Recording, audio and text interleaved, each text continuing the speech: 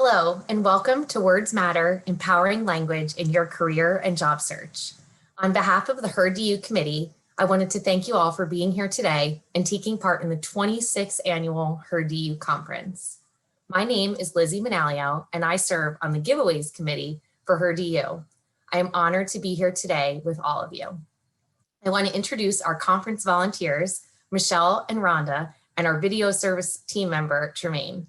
We will all be on the Zoom session. Should you need anything related to tech, general questions, or whatever's on your mind, we're here to help. For any questions that we receive, we're going to be using a strategy called progressive stacking. It's a technique intended to give marginalized voices a chance to speak, particularly in an environment when there is a dominant group present, which means that if you'd like to self-identify as belonging to a marginalized race or ethnic group, then you'd like to ask a question, please make a comment in the chat and include an asterisk at the start of your question. The chat moderator, who is compiling questions, will prioritize those with the asterisk. You aren't required to self-identify, as it's just an option. We will do our best to get to all of the questions as they come. Now, let me introduce our presenter today, Megan Pritchett. Take it away, Megan. Thanks, Lizzie, and hi, everyone. I'm so glad to be here, kicking off day one of the HER-DU conference. I was sharing with the volunteers and everyone beforehand that this is one of my favorite conferences that DU hosts, and it's just something that's really near and dear to my heart. And it's a privilege to share and present to you all today. And I really value your time in choosing my presentation. And hopefully you'll be able to get into some other sessions this week as well. So I'll just get myself all set up here and we'll get started. So as Lizzie mentioned, my presentation title today, What Brought You Here, what looped you in to spend an hour at the end of your Monday with me, is this title, Words Matter, Empowering Language in Your Career and Job Search. And just to introduce myself a little bit, my background, who am I, why am I talking about this topic specifically? So again, my name is Megan Pritchett. My pronouns are she, her, and hers. And my work at DU is a graduate career advisor. So I provide career advising, career support for 3 different colleges of graduate students here at DU, University College, the Graduate School of Professional Psychology, and the College of Arts, Humanities, and Social Sciences. And I saw a few familiar names in the chat, either colleagues or advisees. So hello, I'm glad you could make it. And a little bit more about my background prior to working at DU. I have my master's degree in career counseling from CSU Sacramento. I'm a California native, so stingers up if there's anyone else that is a Sacramento State alumni here. And also, as if I don't get enough career advising and coaching in my day-to-day work, I also do it after hours as a career coach and own my own career coaching business called Career Dork. So that's a little bit about me. I love career development, and I didn't talk or mention it on my slide, but I also went to a women's college, Scripps College, for my undergraduate degree.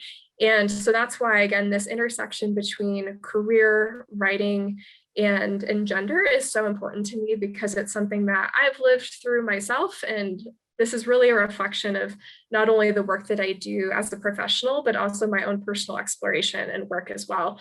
And the reason why I wanted to talk about language and empowering language in the context of the HER-DU theme of We Are Women, Mind, Body, and Spirit is I see this showing up, this topic and these questions, every single day during my career advising appointments with students individually. I get questions about, can you review my cover letter? Can you review my resume, my application for this job? And this is constantly pieces of feedback about empowering language that I'm giving to people on a one-on-one basis all the time. And so gathering all that qualitative data led me to want to do this presentation, because I can't be the only one who has experienced this. And I know a lot of us don't have the gift that I have, right, of being a career advisor and getting to see hundreds of people going through these same questions. And so at least for myself, I know I'm not alone in this, because I've seen it, but other people might not know the same. And so that's where my motivation for this presentation began, was really wanting to share a framework and just generate awareness around this topic in career. So as we jump into the presentation, here's really what I want you to walk away with. And I know some of you might need to leave early, and that's okay. And I'll maybe put my email address, or Lizzie, I know you know my email, if you wouldn't mind putting that in the chat. If anyone has to leave early or wants to follow up, I'm happy to connect and talk more about these things. I totally geek out about it. So I'd love to talk more about these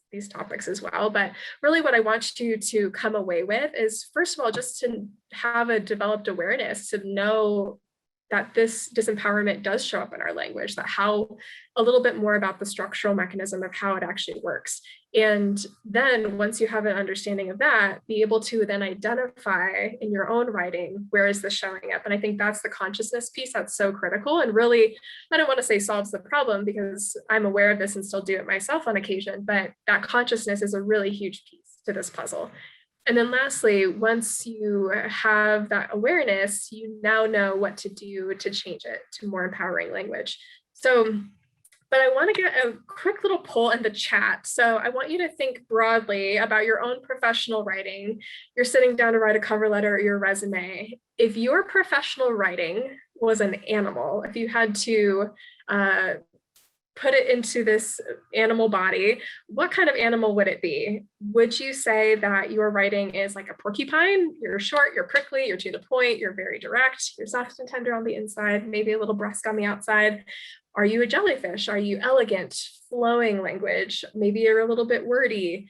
Are you a deer? You're kind of skittish, uncertain, a little all over the place. Are you a lion? Do you feel really confident and strong and relaxed in your writing? Or if there's another animal that comes to mind, feel free to include that. So put it in the chat what your answer would be. And okay, I see a couple porcupines. I feel like I need a deer-cupine. Yes, you can create, okay, a lot of porcupines, jelly lion, panda. I'm curious for the panda, what your thought is on that. A deer and lion, jellyfish, jelly pine. Someone should make a comic about this too. If we have any graphic designers in the crowd, this would be a really fun activity. Okay, so I'm seeing a lot of variety here, right? There's some of you that are on one end of the spectrum, you're the porcupines, you're just kind of like short, sweet. I would say I'm working on being a lion. I kind of would be a jelly deer too. I used to be very apologetic, as we'll share soon, in my writing.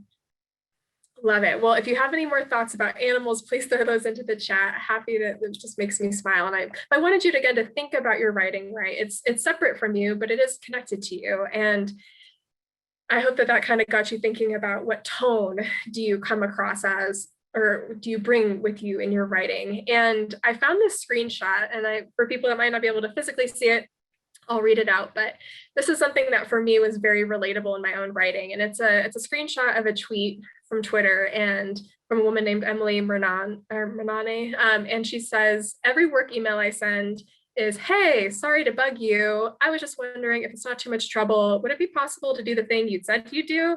Totally fine if not, probably my fault anyway. I'm an idiot.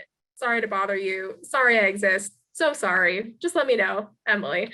And I laugh every time I see this tweet come up. I mean, it's a very extreme example. So I don't know if for anybody that's maybe on the less confident side of the writing, or you're just like, I don't know if this resonates with you, but I'm curious if it does. In the reactions, you can actually do like a little hand wave or the little celebration symbol. I'll open up my chat to see if a couple people are saying, yep, I resonate with this. So yep. And it doesn't always come up. I can't speak for, again, anyone other than myself, but I know in some moments I feel very confident in that lion energy with my writing, but other times I feel like this is what I end up doing, is I feel very just kind of passive and sorry about everything. But that's why this is a very extreme example of disempowering language. There's lots of different tone that can come through with disempowering language. And, part of my intention with this presentation is also not to say that here is what disempowering language is, and here is what empowering language is, and that's what it has to be, and that's how you have to follow. You get to decide what is empowering to you in the context that you're in. So, but I hope that this just provides at least some food for thought about how you're using language intentionally, in your work, in your personal life, and can more intentionally, I want to make sure I'm not frozen. Okay, want to make sure that you're more intentionally using language in a way that benefits you and use it to your end goal. But disempowering language, like the prior screenshot, can communicate, if you're not intentional, that you're apologetic, that you're passive, that you're just uncritically accepting of things, avoidant, anxious, accommodating, self-deprecating, or just unconfident. And again, this can be sometimes we use this language intentionally, other times it's very unconscious. But it's really important to think about our professional writing because there's a really significant impact to this in our life. On one level, it really impacts how others see us. Our writing is something that's very tangible and present and visible for other people, whether it's our colleagues, whether it's our bosses and supervisors, whether it's people we manage, our colleagues, and from prior work experiences, right? It's a huge part of how other people look at you and evaluate you. And it does also reflect, whether again consciously or unconsciously, how we view ourselves. And this is where, again, that mirror needs to get cleaned off a little bit for us to be able to see ourselves more clearly. Our writing can also influence our career trajectory. Sometimes being on one end of the spectrum or another can really influence if people think that you're promotion worthy, or can you take on the responsibility of that next step, right? Or writing is a reflection of that. And I think at a deeper level, it also reflects our ability or lack thereof to self-advocate and to say what we need and to be able to ask for what we want as well. So there's so many different places that in ways that this professional writing is important. And specifically the kinds of writing that I'm thinking about is this shows up in our resumes when we're applying for positions, our cover letters when we're writing and giving some additional context about why we're applying for that position, and as well in our emails. So those are three just specific examples that I hope you keep in mind when you're reflecting on your own writing, and to think about, how can I practice this? Like right after you leave this presentation, you have to go send an email, practice this and see how it comes up for you.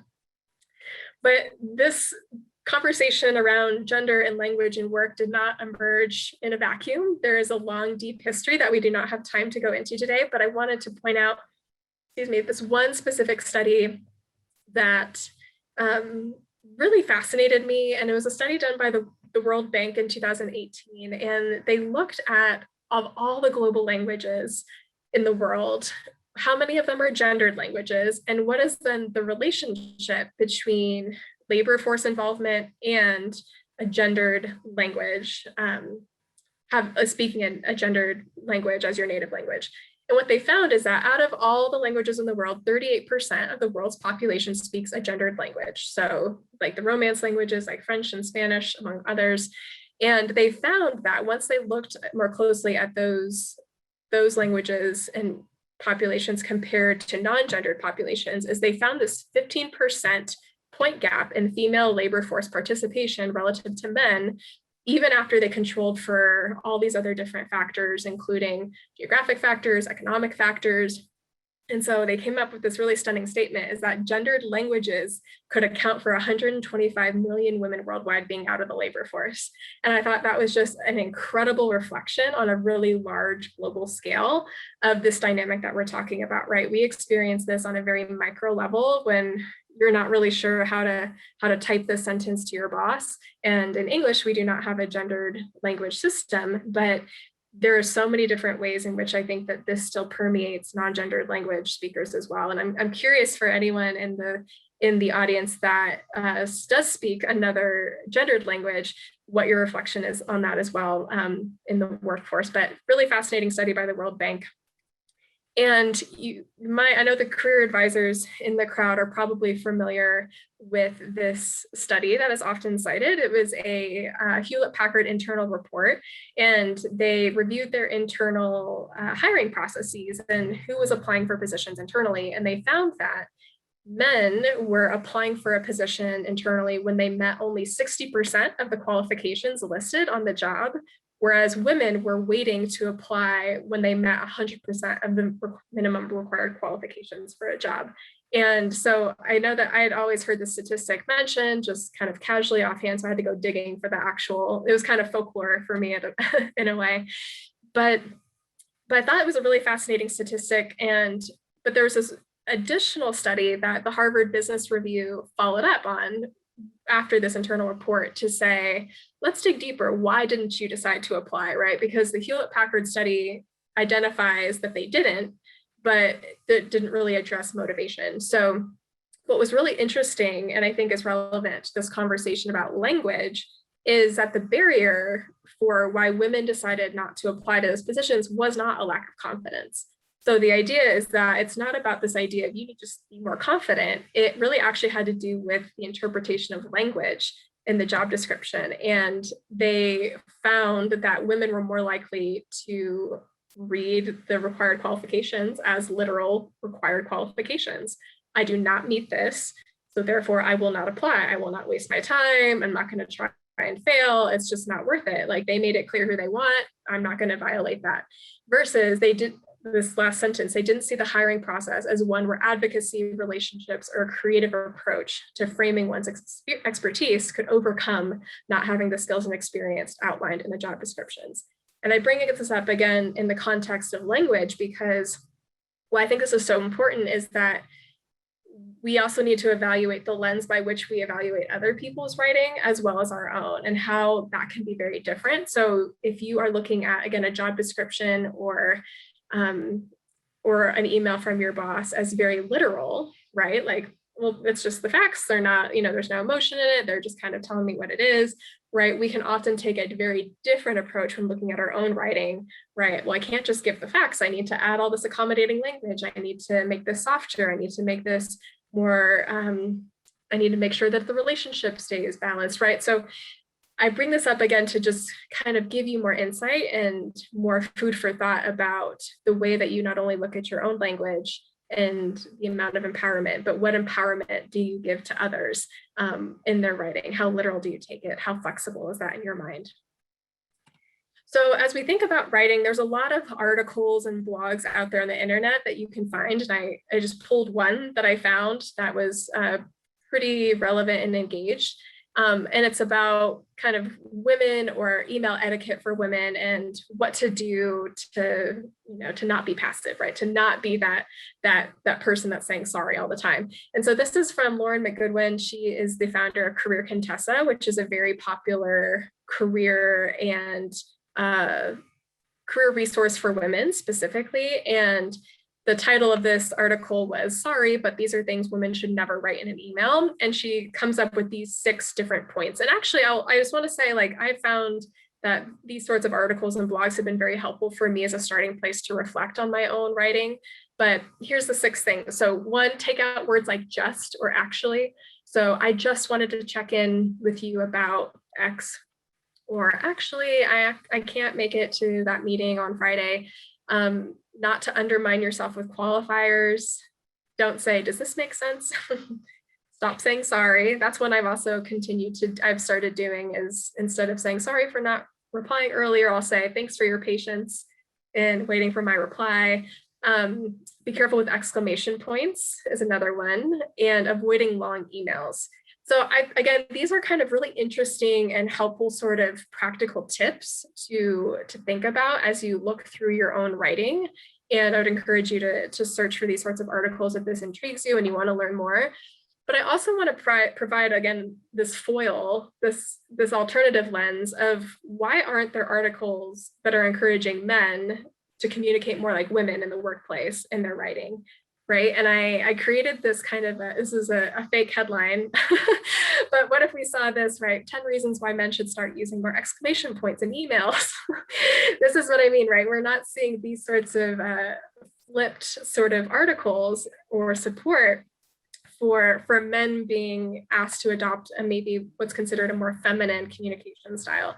And the reason why, if you notice, the year down there of April 2156. I put that because that's the year that the World Economic Forum has declared, based on our current global trajectory toward gender equity, that's when they're predicting that there will be gender equity on a variety of fronts, is 135 years from now. So I really personally hope it does not take that long. I think we are all in agreement that that should be sped up slightly, but I just also want to provide that as another reflection point for you, right? Is it all about us adopting a more masculine writing style? And for me, the answer is no. For you, that's up to you. But I think that we also want to be cautious about how are we completely trying to flip what we've been socialized to be, right? And where is that balance, and where is that discussion about what is the ideal quote unquote professional writing, and what does that mean for us? So I hope that's helpful, just with some context. But before we jump into some strategies, I just want to pause really quick for any questions or thoughts. And I'm looking through the chat as well. But if the volunteers want to point up any questions. Someone is asking if you could expand on the exclamation points. Why are they not good? Sure. So I think, and this is just my own personal, just off the top of my head reflection, I think that the exclamation points, when overused, can be seen as, trying to choose my words carefully, that it just comes off as this just overeager sort of energy, that it's not necessarily like a sentence with an exclamation point often doesn't need it. It maybe it's more of I think a social cue than a reflection of the actual content of the sentence. See, it's interesting. I'm seeing a comment from Bailey. I can't stand exclamation points in emails or text messages. I feel like I'm being yelled at. I'm on the opposite end of the spectrum. My default is to include exclamation points several times. And I saw kind of a rule, and I see, yes, Amara, I feel like the exclamation point makes me feel nicer. I think that describes how I personally feel.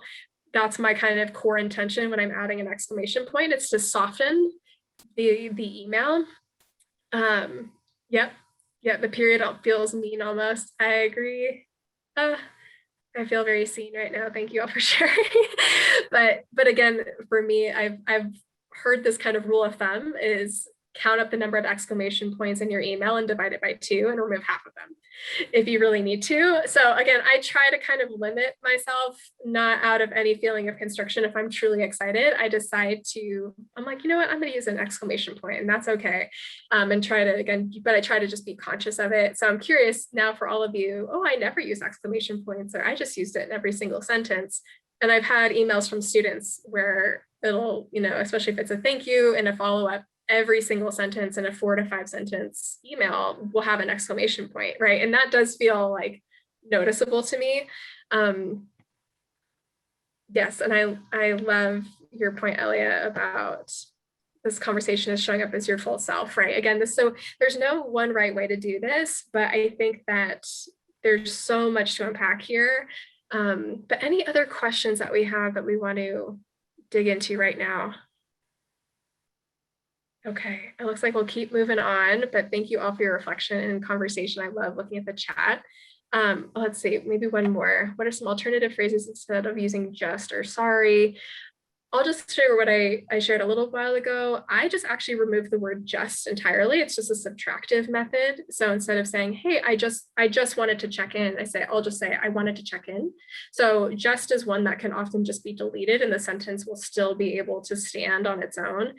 But for sorry, I flip it to thanks, and I reword the sentence around that. So instead of saying, if I reply to an email late, instead of saying, sorry for replying late to your email, what I'll say is, thanks for your patience and waiting for my reply, or something like that. So yes, no worries.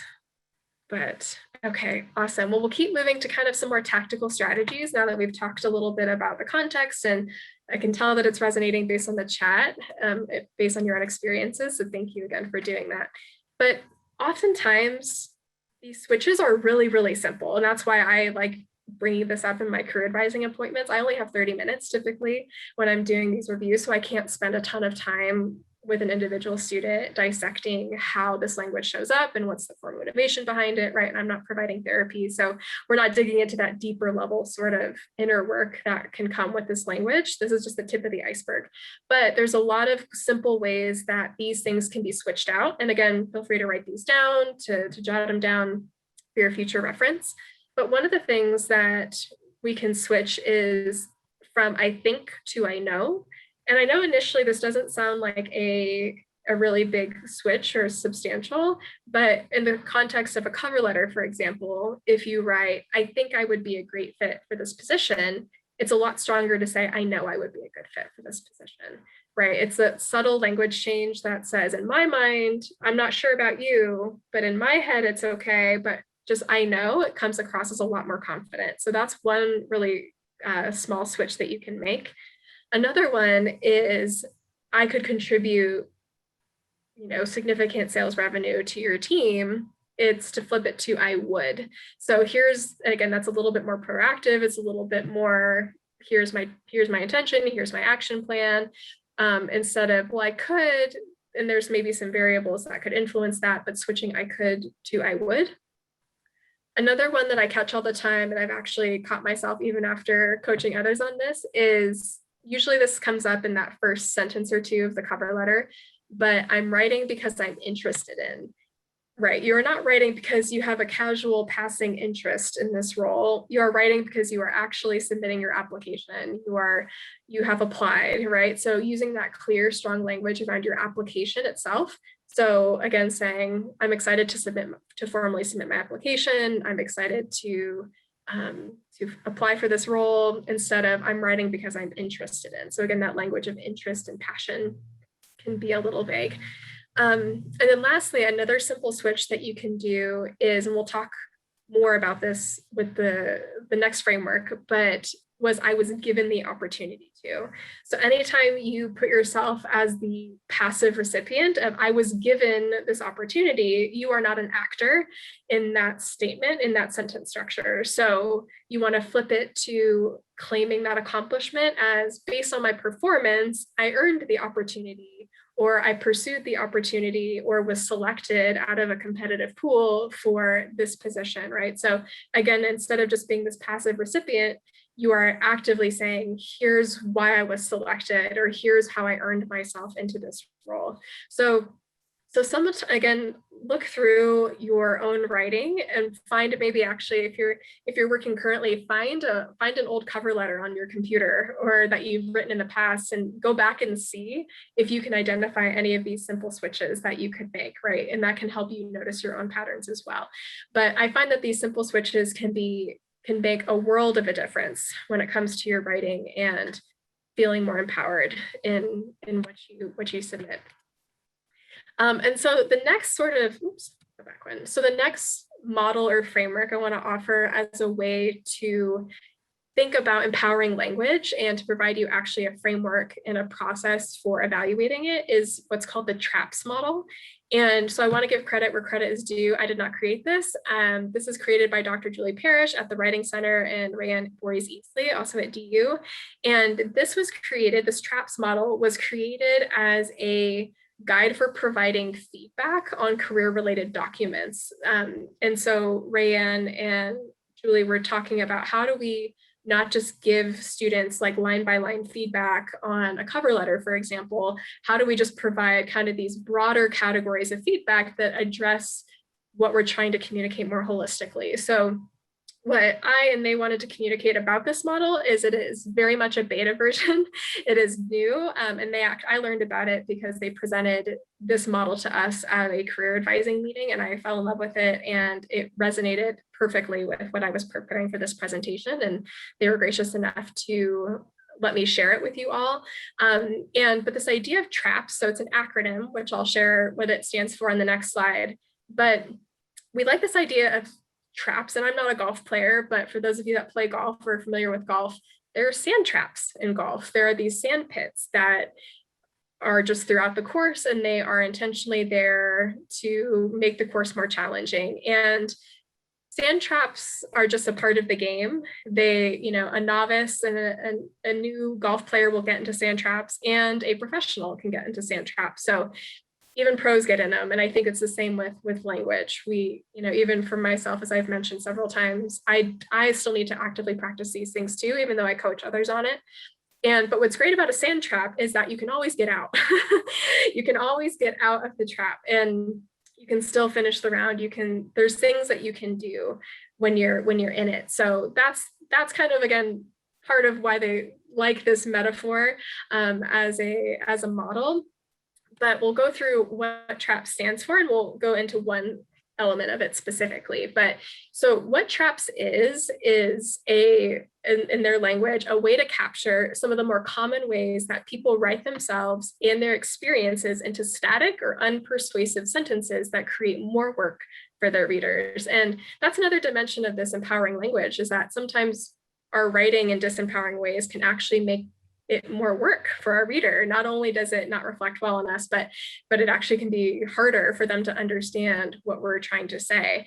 But the TRAPS acronym stands for T, telling without demonstrating, R, resume sentences, A, accidental accomplishments, which is the one we're going to dig into, and then P, passive voice and preposition overuse, and lastly, S, satisfaction as a reason. So again, this was intended not as a perfect framework for evaluating writing, but as an initial scan for how do you start to provide feedback. And I think that this can be, you're all here because you wanted to learn about language and how to improve your own empowerment in language. And so hopefully this can be a helpful model. And I know that they'd appreciate, we're all learning about how to improve this as well. So would love your thoughts on it.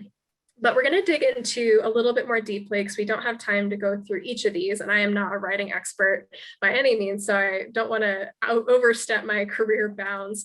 But we're going to dig into the accidental accomplishments, the A part of TRAPS, a little bit.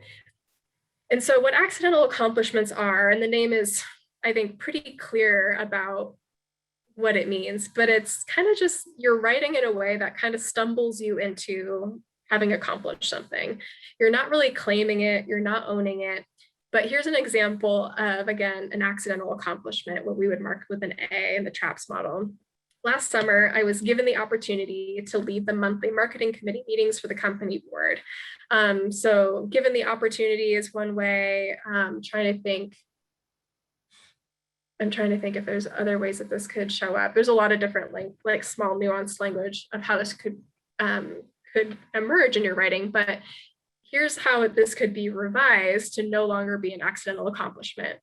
Based on my strong performance in my role, I was one of 12 employees selected to lead our monthly marketing committee meetings for the company board. So in this revision, there's a much more clear embrace of here's why I was selected for this role, because of my strong performance, and out of also giving some quantifiable information, I was selected out of one of 12 employees for this specific privilege.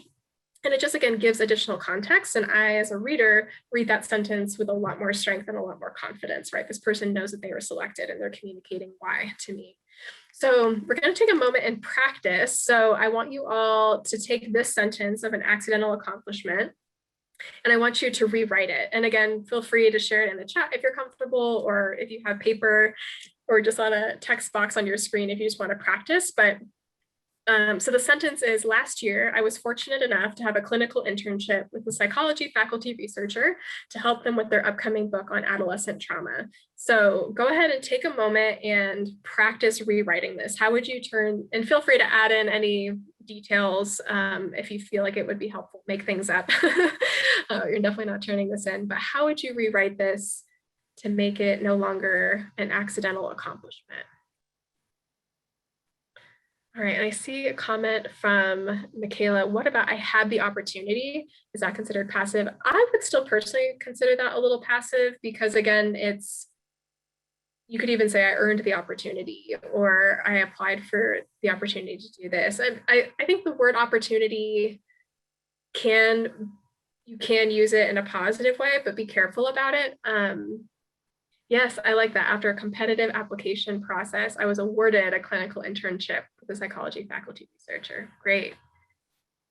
I'll give people a few more moments to practice. I helped them with this. And even helped could be, you know, elaborated a little bit more. I mean, helped could be very, you know, how did you help? What specific detail? You know, how did you support them? Or you could even use the word like collaborated with them, could be another active verb. So again, there's not one right way to adjust these sorts of statements in language. Looking back through the chat, does the I think switch also apply to I believe? Let's see, so if you were saying to go back, I believe I'm a good fit. I think that's quite strong. I think that I feel like I believe is definitely stronger than I think in my brain looking at that language flow, but that's just me. Last year I contributed to a book. Excellent. Love that. So again, I want you all to practice and think about, you know, what how this shows up for you. But I'd love just again, we got plenty of time, but I'd love in the chat again for people to share what's coming up for you. Does this idea, and I'll even actually, I'll go to the next slide just so we can look at this TRAPS framework, but where do you struggle with these? Again, telling without demonstrating, resume sentences, accidental accomplishments, passive voice, and satisfaction as a reason. Where do you all struggle with this? Telling without demonstrating. Yes, and just to elaborate on those two a little bit more, the telling without demonstrating and satisfaction as a reason. Telling without demonstrating is you just kind of make statements about what you're good at, but there's no backup for a specific example. And this is often the biggest piece of cover letter feedback that I give when I'm reviewing writing is to make sure that you're providing very specific examples. So for example, if you are writing about a sales position and you say, I'm exceptionally talented at sales and building relationships with clients and nurturing that sales relationship.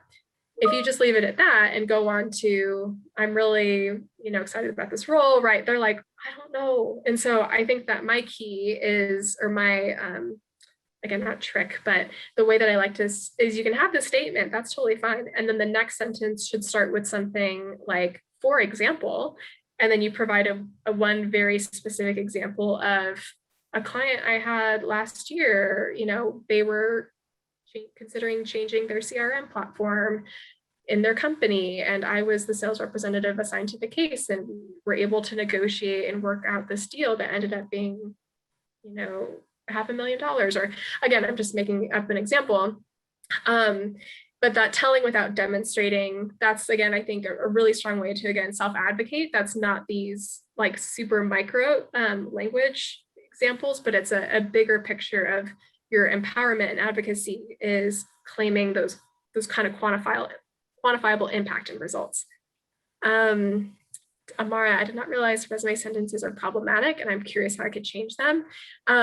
So the resume sentences, the reason why that's considered, again, in this context, maybe something to avoid is because the information purely is something that they could find on the resume. So it's a fact. Now, that's not to say that you can't include that information, right? That you are, you know, went to DU, for example, but you want to frame it in terms of additional information that's helpful. So you might say, you know, while a marketing student at DU, I deeply developed my skill set in marketing, SEO, and social media management, right? So you're giving context to why is it important. That's something that they maybe wouldn't know just from reading that statement of I went to DU and studied marketing on your resume. Or you can say, we had really small class sizes and I was able to develop deep relationships with my faculty and, you know, supported them on research projects. So it's just about taking it a little step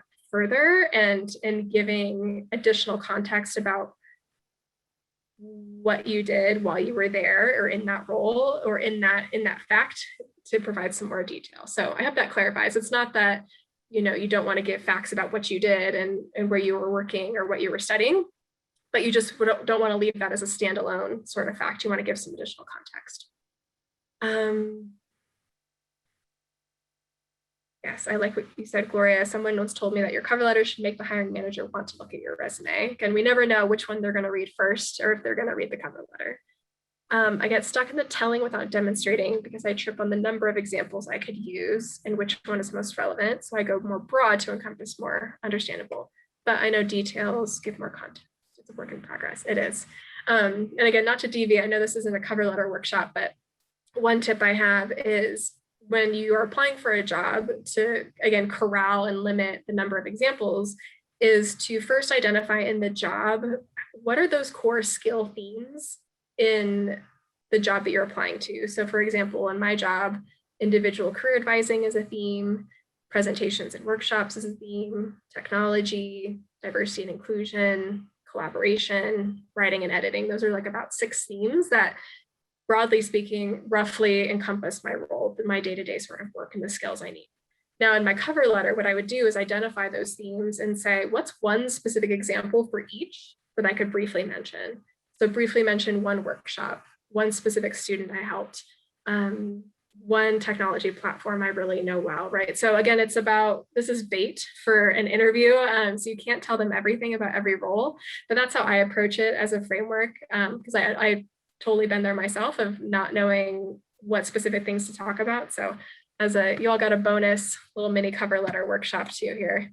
But trying to think, we talked about accidental accomplishments and passive voice, and then satisfaction as a reason is just to detail that a little bit more, is to not frame it about your passion or your enthusiasm, or why this would be a great thing for you, because that does not benefit them. That's not really valid to them in terms of why they can hire you. They wouldn't say, oh, I'm going to hire Michelle because, she sounds really enthusiastic about this, right? Like that's not what's going on, right? They want to say, oh no, what has Michelle done in the past that's relevant so that it's less of a risk for us to hire her. So I'm always cautious about overusing words like passion, enthusiasm, eager, because unintentionally what that can do, right? Again, this is that lack of consciousness, is that what that can communicate is I don't have the experience, so I'm trying to make up for it with my energy. And that's not what you want, right? You want to lead with, I have the skills that you need, that you're looking for. Here's how it's gone before. Here's the impact I've made before. And then I think closing with kind of that passion or that heart connection to the work, I think is a nice way to frame it, because that way you're not leading with, I'm passionate, and then suddenly they're like thinking, oh shoot, does this person not have any of the skills? And you do, but you don't want to prime them early in the writing to expect that you don't have the skills. So that's satisfaction as a reason. So again, you want to lead with the skills. And thank you, Elliot, I appreciate it. The chat. So I hope this is helpful. So we talked about just those simple switches. We talked about the TRAPS framework, and just one other sort of process or tool or mental strategy that you can adopt as you're thinking about writing and being more empowering. If this is a real struggle for you, thinking about how would you reframe this if you were talking about someone else? Almost put yourself in the third person, or think about your best friend or a family member or a loved one and say, if I was writing this email, resume, or cover letter for my best friend or someone else, how would I write about their accomplishments and abilities? And that can be sometimes an easier way to get out of our own mind and get out of our own way with writing. Because I know for me, if I was writing a cover letter for one of my best friends, I would say, oh, she is awesome. She is great. She has got these skills. She can do the job, right? Like I suddenly take on this different persona than when I'm talking about myself. So I want to provide that as another tool and framework and thought process as you're thinking about writing, that if you really struggle with claiming this thing for yourself, this can be a nice way to externalize it and give you some, again, distance almost as you're practicing owning this for yourself, is to think about how someone else would, or how you would write for someone else. And this is why it's also really critically important to have other eyes on your cover letter. As Elia said in the chat, this is why the Career Center is here. This is why me and the other advisors are, always willing to provide another set of eyes for these sorts of checks. And that's why I always have my colleagues or friends review my professional writing as well when it's really important, because I know that I have blind spots. And again, I've had friends that have identified for me, hey, you kind of didn't take a compliment. You didn't really claim what you did here. You were kind of passive about it, or you didn't, I remember you telling me about this workshop. Make sure to mention that. So sometimes, again, don't feel like you have to be a lone ranger and alone in this. Use your community, use your people, and give specific feedback to them for whoever's reviewing to say, I'm really looking for ways to come across as confident in my writing. Are there any, could you look at my cover letter or resume through that lens? Could you look at it in ways that I'm not maybe claiming my accomplishments? So that can be helpful as guidance for people that are reviewing your professional writing as well, to actually give them specific parameters and a direction for the edits. Otherwise, they might just focus on formatting or font or color or things like that, and they might not get to the perspective and the lens through which you're talking about your writing. So offer those as 3 different frameworks. So just to review kind of what we've been talking about is, that this disempowering language can be sometimes conscious, sometimes we're aware of it, and it's an intentional decision. I know for me, again, agonizing over 1 exclamation point in an email versus 3. I'm very conscious of that. But sometimes it's unconscious and we're not even aware that we're doing it. So I hope, again, after this presentation that you have, again, a lens and a new awareness and appreciation for how this shows up in your own life. But I think the biggest powerful thing, and with the TRAPS model especially, is that you have the power to develop this awareness. Like you are not powerless in this. You have a lot of control over your writing. It's something that is uniquely yours and yours alone, and you get so much power. And I think it's one of, again, our writing and improving our writing in this way is one of the simplest, but also one of the most powerful things we can do to take ownership in our career. And again, it doesn't have to be this huge, massive, you're writing as a completely different person now. It can sometimes be a really simple switch. It doesn't have to be, it's again, that switch from I think to I know, it's I could to I would.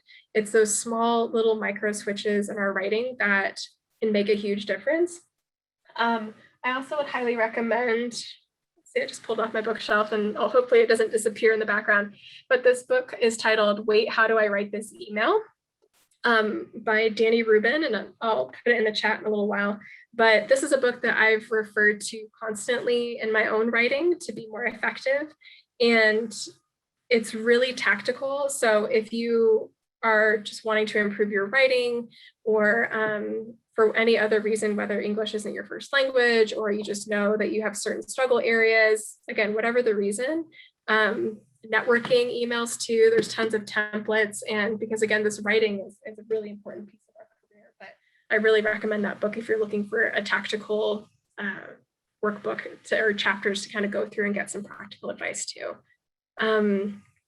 So, and again, I provided the TRAPS framework. So use that as an initial scan. Again, it's not a comprehensive framework, but it hopefully will reveal to you some blind spots you have, or ways to improve your writing, and ask how you would advocate for others. And that can be another way mentally to get around, any discomfort about, feeling like we're promoting ourselves too much. So, but I would love, as we're kind of wrapping up and toward the end, I would love to hear what's been impactful.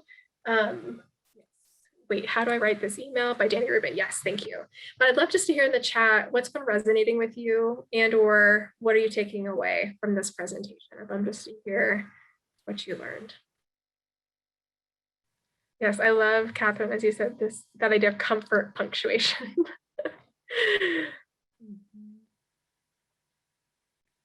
Yep, one word can make a huge difference. Yes, yeah, encouraging other people to use exclamation points. Yes, if you want to be firm in your writing, that's great. Love this. So wonderful. Well, just keep it coming. I'd love just to hear again what resonated with you, what you're going to take away. And yes, I will pass it back over to Lizzie to kind of introduce just the Q&A, but I just want to encourage everybody, if you have questions or want to chat with me, I have my email up on the screen. So please, if you want to follow up or talk about this, please feel free to email me, and I'd love for people to connect with me on LinkedIn as well. We're all part of the same network and I'd love to support you. So feel free to connect with me there as well. Again, thank you so much. I learned a ton today. I think we all did. Please, we have 10 more minutes. So if you have questions, please keep them coming in the chat. I just wanted to thank everyone briefly for anyone that does want to hop off. We're very grateful that you were here with us today. You will be receiving a survey, a post-event survey, and they are very important for us to work on our programming from this year and for next year. So I'm going to put that in the chat. So please be on the lookout. If you fill out that survey, you are entered to win one of our many giveaways. So please join us in that survey and have a great night. We hope to see you later this week at future Her Do You programming. Great, but I'll hang out for a little bit longer. We've got about 10 minutes. If people have questions, want to stick around, and feel free to enter those in the chat, or if you're willing and able, feel free to unmute yourselves. We've got a dwindling group. It's getting a little smaller, so we shouldn't have any issues with that. Okay, I'll be the brave one. Yay, thank you, Janet. So a lot of this is good for self-advocacy, but I put this in the chat. Some of the hardest emails I have to write are where I have to say no to a student. They've contacted me for something, and then I have to say, you know, what you're asking for is not possible. Those are so difficult to write. Do you say, thank you for contacting me? Because really you're not thankful and they don't want to hear that. Those are the ones that just, I spend an afternoon writing one email. No, it's a great point. And I'm just trying to think of how I would approach it. You know, one is that, you know, just again, my own personal boundaries, I'd have to just remember, like, I'm doing my job, right? I can't go beyond this certain point. So I think, you know, again, knowing myself, relationship building, I'm a feeler on the Myers-Briggs. So for me, I make decisions often based on relationships and how it'll impact people. So I know that if I was on the one far end of the spectrum, I'd say, I'm so sorry, I can't say yes, here's all these reasons for it. But I think what I would do is try to be very clear, at least about the no. Like, unfortunately, I'm not able to fulfill your request, period. And then if it would be helpful, I'd try to give some context about, you know, as much as I'd like to, here's some of the factors, you know, why I can't say yes, or why I have to say no. And then just kind of leaving it. And I think that's so tough, but yeah, that's how I would probably frame it. But I've been there too, where you're just waiting a whole afternoon, just deleting and retyping. And even sometimes I feel that unfortunately is kind of because then that makes me feel that I feel like that's an apologetic word, like, oh, you know, if it was up to me, but unfortunately I have to say no. I mean, it just, yeah, it's like we're deferring the responsibility, like it's not on me, even if it maybe is. Yeah, and I'm curious for people that are still, you know, still with us, if you have any language that you would use, feel free to type that in the chat of how you would say no in a firm and or gracious way as much as possible. One thing that, I mean, depends on what the ask is from the student, but one thing that we've done a lot in our office, so what my supervisor calls is like the Disney approach, which is like, no, not us, for example, but here are some other potential, you know, resources or person that you would talk to next, or like, you know, kind of the, like, I'm saying no, and also like, here's the potential next thing that you could look at. So it's like having that firm boundary, but you're also giving that person, especially if they're a student, another direction. But again, I think it depends on what the ask is, because sometimes usually it involves money in there. I'm the buck stops at my office. Oh no. But Nate, I like what you said about, it's almost like an improv. There's this idea of yes and, right? We were constantly saying yes to your other players and saying, you know, but it's almost like no and. It's like the framework that it's like no and here's some other things that you can do. So I think that can be helpful for empowering others too, right? So you're still being clear about the no, and that's important. You don't want to be so convoluted around your answer that they're not sure what you said, but also just being able to direct them to resources or next steps. The no, you can't register. There generally are no next steps. Yep, and sometimes that's the case. Any other questions, comments, thoughts? Really love the discussion, so thank you all. Thank you everyone for joining us.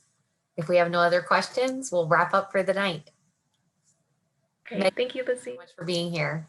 Yes, thank you. Thank you, Rhonda. Thank you all the volunteers. And yeah, everyone, really appreciate you coming to my session, and hopefully you have some great takeaways from here on out. So that's always the goal.